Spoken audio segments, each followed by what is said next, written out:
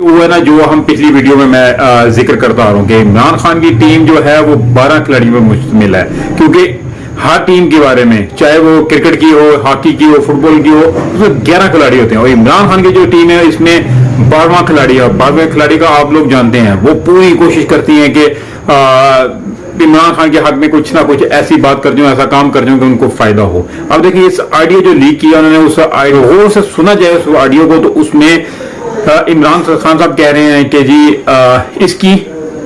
इसके यानी कि मिनट्स कॉपी कर लेते हैं, और उन्होंने उसके नीचे लिख दिया है कि मिनट्स मर्जी की कॉपी कर लेते हैं। वीडियो लीक से साबित हो गया है कि अमेरिका से पाकिस्तानी सफीर का भेजा हुआ साइफर मौजूद था, जबकि नून लीग इसके वजूद से इनकार करती रही। इमरान खान अपने साथियों को मना कर रहे थे कि अमेरिका का नाम नहीं लेना। इससे जाहिर होता है कि इमरान खान सफारती मामलात की ज़ाब्तों का ख्याल रखते रहे। इस ऑडियो से यह भी साबित हुआ कि डोनाल्ड लो ने पाकिस्तानी सफीर को इमरान खान के खिलाफ तहरीक अदम एतमाद कामयाब कराने की धमकी दी।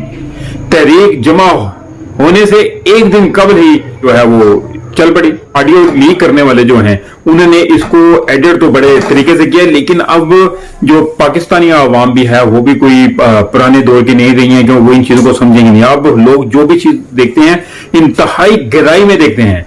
हम लोगों की सोच भी नहीं होती, हैकर लोग और देखने वाली की निगाह पता नहीं किधर तक चली जाती है। उन्होंने इसको गौर से देखा है कि इमरान खान जो है वो, उन्होंने कहा कि मिनट्स लिख लेते हैं, ताकि एक वजीर आजम के पास इस साइफर की कॉपी नहीं है और वो मांग भी रहे हैं और उनकी कोशिश कर रहे हैं कि डुप्लीकेट मिल जाए, कुछ भी मिल जाए इसको, लेकिन उनको दी नहीं जा रही।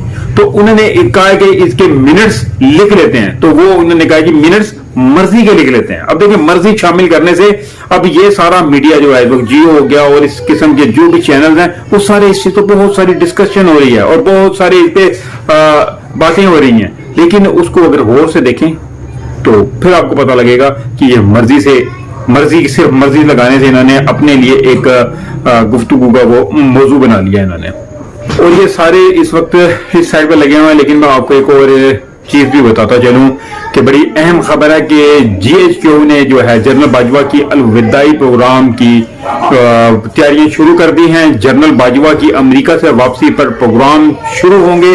तमाम लोगों के करप्शन केसेस खत्म करके सतही खेल का मैदान फराहम किया जाएगा। अदलिया नैब तरामीम जायजा केस पर कोई मुस्बत फैसला नहीं करेगी। जनरल बाजवा और इनके जो है सब्दी जो है साबर मिठू और सुसर जनरल और इजाज अमजद को किसी करप्शन या बदनवानी के सिलसिले में हाथ नहीं लगाया जाएगा। न्यू डील के मुताबिक आम इंतखाबात नई आर्मी चीफ की तैनाती के बाद करवाए जाएंगे। तमाम इतराफ से डील के जामन जो है वो मौजूद होंगे। इस डील की तफसीलात GHQ में होने वाली हालिया कोर कमांडर PSO कॉन्फ्रेंस में पेश की जा चुकी है और तमाम लेफ्टिनेंट जनरल इस पर राजी हैं। पर से मैं आपको आगाह करता चलूं, क्योंकि इस वक्त सारे ऑडियो लीक में लगे हैं। दूसरी तरफ एक और काम हो रहा है, शायद ये आपने मेरे ख्याल में आपने अभी तक ये सुना नहीं हो, क्योंकि वजीर आजम शहबाज शरीफ की सदारत में वफाकी काबीना का इजलास, डिप्लोमेटिक साइफर के मामले पर ब्रीफिंग, डिप्लोमेटिक साइफर की कॉपी, वजीर आजम हाउस के रिकॉर्ड से गायब होने का इंकशाफ, साइफर की रिकॉर्ड से चोरी संगीन मामला